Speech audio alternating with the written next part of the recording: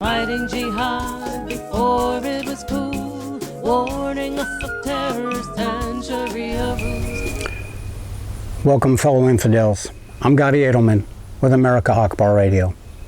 Hallel Yaffa Ariel, a 13-year-old Israeli girl, has died of her wounds after a terrorist broke into her house in the town of Kiryat Arba and stabbed her while she slept in her bed this morning. The 17-year-old Arab Muslim terrorist climbed over the security fence surrounding the Givat Harsina neighborhood in Kiryat Arba, entered a house just a few yards away from the fence, and stabbed Ariel, critically wounding her. She suffered stab wounds all over her upper body. She was unconscious and had no heartbeat when emergency responders arrived and was rushed to the Shalei Tzedek Medical Center in Jerusalem, where she later died of her wounds. Doctors did attempt to resuscitate her, but were ultimately forced to declare her dead. The same terrorist later stabbed Yashua Giloba, 31, who was part of the community's civil security squad, seriously wounding him. Despite his grave injury, Yashua was able to shoot the terrorist to death. He suffered stab wounds to his upper body, head, and even his eye, and was evacuated to Hadassah Medical Center in Jerusalem. Amichai Ariel, Hallel Yaffa Ariel's father, spoke of his daughter's dreams to become a dancer. Speaking to reporters, he said, "Last night, she came back from a dance performance. She was an amazing girl. She worked very hard for years to become a dancer. She put so much effort into everything she did. God gave her a great mind, lots of wisdom. She was so bright." Hallel loved living here, loved the place, he said. She wasn't afraid of anyone. She never imagined, nor did anyone else, that an evil person, one of the 1.5 billion Muslims who just want to drown the world in rivers of blood, that's what they live for. It's terrible. Just think about it. A little girl who did nothing. Yael Kabliv, Hallel's aunt, spoke with journalists at the Shalei Tzedek hospital following the news that Hallel Yaffa Ariel had succumbed to her injuries. She said a truly wonderful girl was murdered today. Hallel Yaffa Bat Lina Devora, Hallel, my niece, was the most amazing girl in the world. She had slept in late after having danced in her performance last night.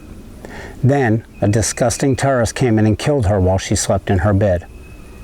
We're all in mourning and terrible pain. It's hard for us to grasp what has happened.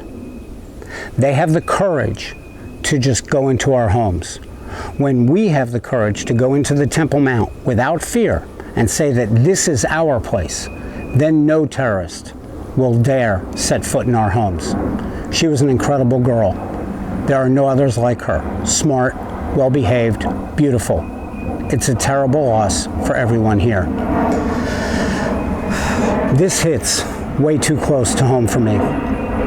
I survived a terrorist bombing in Jerusalem in which 7 children aged 12 to 14 died. I had a 12-year-old girl die in my arms, and this is what I've been speaking out against and warning about since 1981.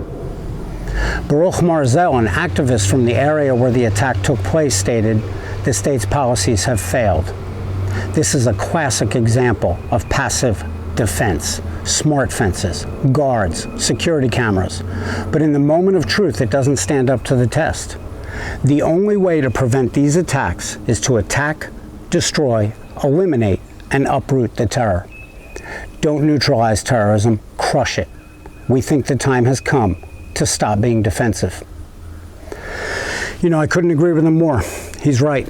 There's only one thing these barbaric savages understand, and that is force. Anything less is a sign of weakness.